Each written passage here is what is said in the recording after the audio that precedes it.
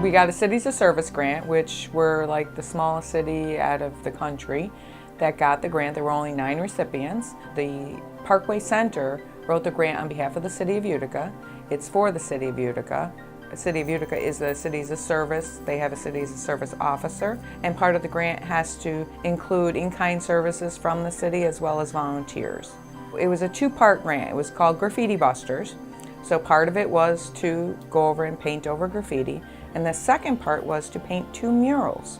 Our mayor signed on as a mayor for the Cities of Service, and he joins a bunch of mayors throughout the country, and part of that is to do projects like this. And there's several different applications you can apply for. This year we did the Graffiti Busters. It's been successful, and it all goes in with the whole quality of life issues that the mayor is trying to work on. So our application, I think, showed strength.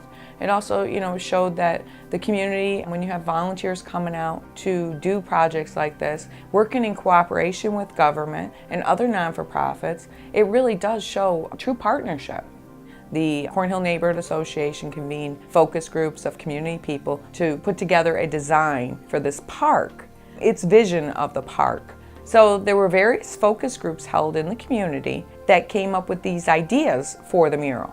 And then we hired an artist, Jane Grace Taylor, and she came to Utica and she went around the community and took pictures of people doing activities. And those people are depicted on the wall.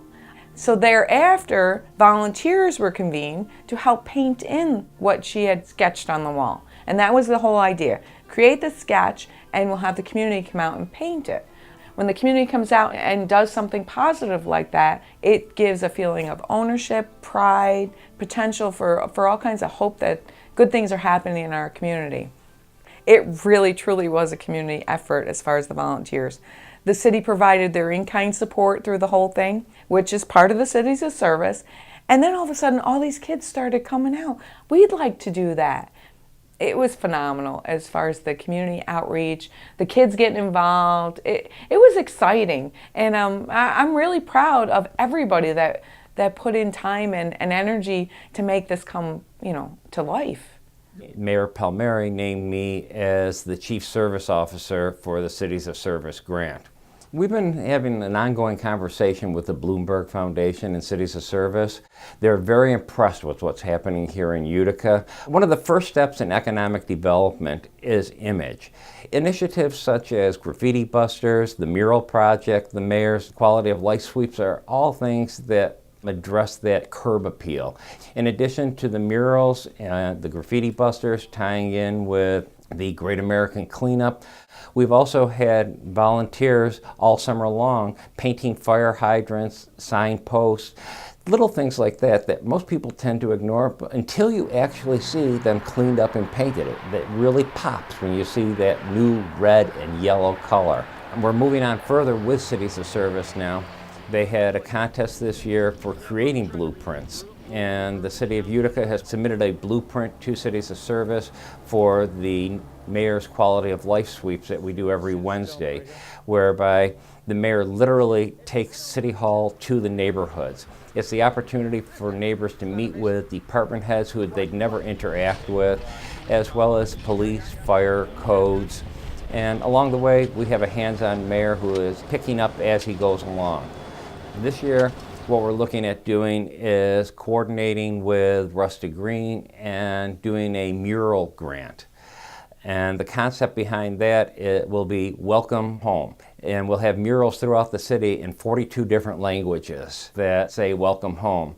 We already have several sites lined up where the Polish Club wants it in Polish, and we have a bar on Varick Street that wants it in German. So we're going to be having a variety of these throughout the entire city. The key to all this, though, is getting the community involved and having a volunteer effort in it. We'll have a professional artist design the murals, put them on the walls, but then we'll have the volunteers come in and actually do the final touches and paint it. This way, people begin to take ownership of what's happening in their neighborhood. You have less chance of people destroying them because it involves the community. Community Development 101 is you don't do anything in a neighborhood unless you talk to the people who live there first and get them actively involved. This way they have a vested interest in what's going on in the neighborhood, and you're less likely to have problems later on. To be picked 1 out of 9 is something to be proud of because it's very competitive. That means our application was worthy of the funding. And I'm also proud to say that the goals that we cited in the grant are going to be met. And that included covering 72 sites and so much square footage, which we have already passed that, and doing 2 mural projects. We had to do all this by the end of this year, and it will be completed, and it's exciting. The community's taking pride in where they live, and it brightens up the community, gives the community pride, gives them hope. And this mural project is phenomenal. It just shows our community. And that's how you see change made in communities, is partnering and everybody getting together and seeing something come, to fruition. How am I doing, Paul?